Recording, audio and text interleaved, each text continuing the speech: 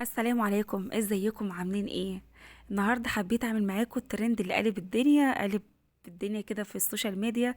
ترند طاقية السلطان، حبيت اعملها معاكم. انا عملتها تاني يوم على طول لما لقيتها قلبة الدنيا خالص كده على الفيسبوك، وحبيت ان انا اعملها واشوف الحاجة اللي مخلية الناس كلها بتتكلم عنها. بصراحة لما عملتها ما عجبتنيش كطعم، بس كشكل هي حلوة جدا. فتاني يوم انا قلت ايه، انا كنت متردده ان انا انزلها اقول رايي بصراحه للناس، لان في ناس كتير جربتها قوي. فقلت خلاص، كده كده الناس جربتها وهم كمان هيعرفوا هي حلوه. في ناس قالت طبعا دي جميله، وفي ناس قالت ايه، عاديه. انا رايي ان هي يعني مش ملهاش طعم اللي هي واو، يعني حاجه تخلي الناس كلها تجربها. هي حاجه تحس ليه زي الفينو او عيش التوست، حاجه عاديه. ممكن تزوقيها بصوص الشوكولاته، انا حبيت ازوقها بصوص الشوكولاته عشان اخد منها طعم حلو، لان هي ما عجبتنيش كطعم، يعني حاجه كده ان انا انبهر بيها. هنا عجنت العجينه بقى ايه، جبت هنا 3 كوبايات من الدقيق، وحطيت عليهم 3 ارباع كوبايه من اللبن، وحطيت عليها باكيت خميره، نص معلقه سكر، نص معلقه ملح، ذره من الفانيليا وبيضه، وعجنتهم كويس جدا.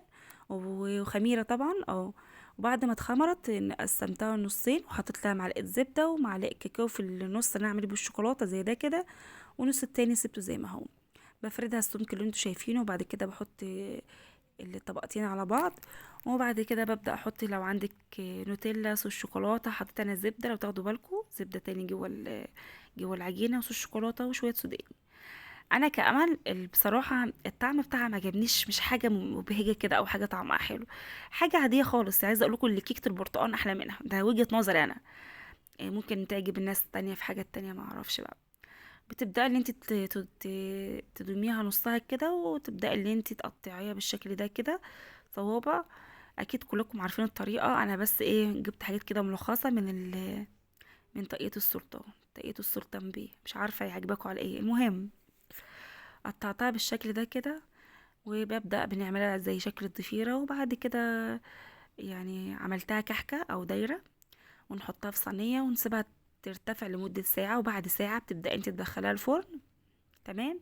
بتسوي على نار هاديه. اهم حاجه في المعجنات ان النار ما تبقاش عاليه عاليه. زي ما انتم شايفين كده شكلها حلو جدا، طالعه شمعه منوره زي الفل اهي. تمام.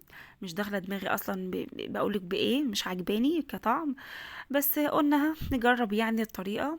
تمام. وده شكلها زوقتها بصوص شوكولاته، عشان انا يعني كنت عارفه ان هي طعمها مش هيبقى احسن حاجه، وبرضك زوقتها بصوص شوكولاته، وبرضك في الاخر ما عجبتنيش. المهم احنا جربناه والحمد لله، وخسرنا شويه الدقيق وشويه كل الحاجات اللي احنا حطيناها. لو كنا عملت صينيه كيكه كانت هتبقى احسن لنا. وبعد كده تعالوا نقطعها كده مع بعض، ونشوف شكل كيكه السلطان او طاقية السلطان او اي حاجه بتاعه السلطان بقى، معرفش هي ايه. تعالوا نشوف كده شكلها من جوه. عايزه اقول لكم زي ما قلت لكم، لو عملتي كيكه برتقال اكيد شوكولاته عمال يبقى احسن بكتير. ما شاء الله هي طالعه شكلها تحفه وسفنجيه كده من جوه، وحاجه اخر لذاذه. بس انا زي ما قلت لكم ان هي طعمها مش حاجه حلوه. تمام. ممكن ما تزوقش وتاكليها، بتحط تحشيها جبن، تحشيها حاجات عاديه كده يعني. هي كانت سخنه شويه، المفروض كانت اسيبها تبرد شويه، وفي الاخر ما سبتهاش بردت واترمت تاني يوم على طول في الزباله، في الاكل الطيور قصدي، مش الزباله، ربنا يسامحنا يعني، ما ينفعش نقول على الحاجات دي تحط في الزباله. وخلاص، واسيبكم على فيديو جديد، مع السلامه.